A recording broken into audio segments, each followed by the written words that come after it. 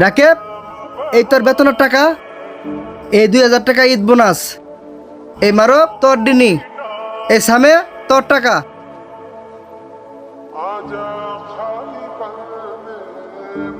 কি ব্যাপার মামা, মাত্র 7,000 টাকা দিলা? এই 7,000 টাকা দিয়ে কি ঈদ পারবো? ঈদে তো মেলা খরচ। হ কাকা, রাকিব তো ঠিকই বলছে, এই কয়েক টাকা দিয়া কেমনি ঈদ পার করবো।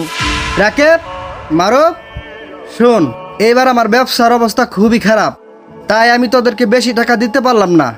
আগামীতে ইনশাল্লাহ তোদেরকে বেশি টাকা দেব। কি রে ভাই, আপনি কতদিন ধরে এনেছেন? টেয়া দেন না কে? দেন, টেয়া দেন। ভাই, আসলে আমার ব্যবসার অবস্থা একটু খারাপ যাইতেছে, তো এইবার ঈদে বেচা কিনি কইরা আপনার টাকাটা ঈদের পরে পরিশোধ করে দিমু। দুরু মিয়া, রাহান আপনার ঈদ। আজকে বিকালের মধ্যে সময় দিয়ে গেলাম, যদি আমার টাকা না দেন তাহলে কিন্তু আসে শাটার বন্ধ করে দেবো। কথাটা মনে রাখেন।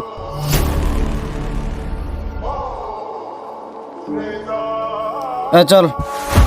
কি ব্যাপার স্বামী, তুমি এখনো দাঁড়ায় রইছ? তোমার কি কোনো কথা আছে? না মহাজন, আমার কোনো কথা নাই। আপনি আমার যা দিছেন তাই আলহামদুলিল্লাহ। তাহলে যাও, কাজ করো গা। এই রাকিব মারব, শোন, কি? মহাজন খুব বিপদে পড়ছে।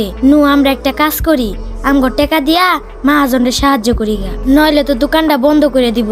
হ্যাঁ, এত দিতে ভালো না। তোর যদি দিতে মন চায় তুই যে টাকা।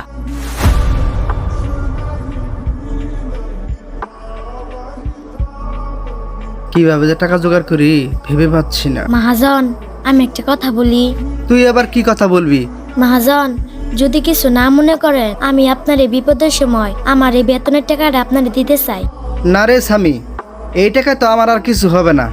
তাইলে মহাজন একটা কাজ করি, আমার যে নতুন ফোনটা আছে না, সেটা বিক্রি করে দেই, এতে যদি আপনার কিছু উপকার হয়।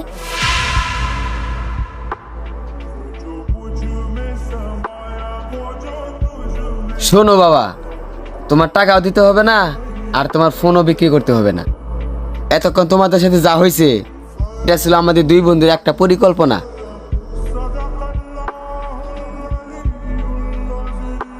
আর এটা কেন করা হয়েছে জানো? কি রে বন্ধু, ভালো আছিস? হ্যাঁ বন্ধু, ভালো। তা তোর দিনকাল কেমন চলতেছে? এই তো আলহামদুলিল্লাহ ভালো। এই সামে, এদিকে আয় তো। জি মহাজন, বলেন। এই শোন, একটা কাজ কর, আমাকে দুই বন্ধুর নিগা হোটেল থেকে নাস্তা নিয়ে আয়। এই ধর টাকা। আর শোন, আসার সময় তুইও নাস্তা করে আসিস। কি রে বন্ধু, তোর দোকানে 3টা কর্মচারী, একটা হলো তোর ভাইস্তা আর একটা হলো ভাগনা। তো ওদের রেখে তুই এত স্বামীরে ভালোবাসিস কেন?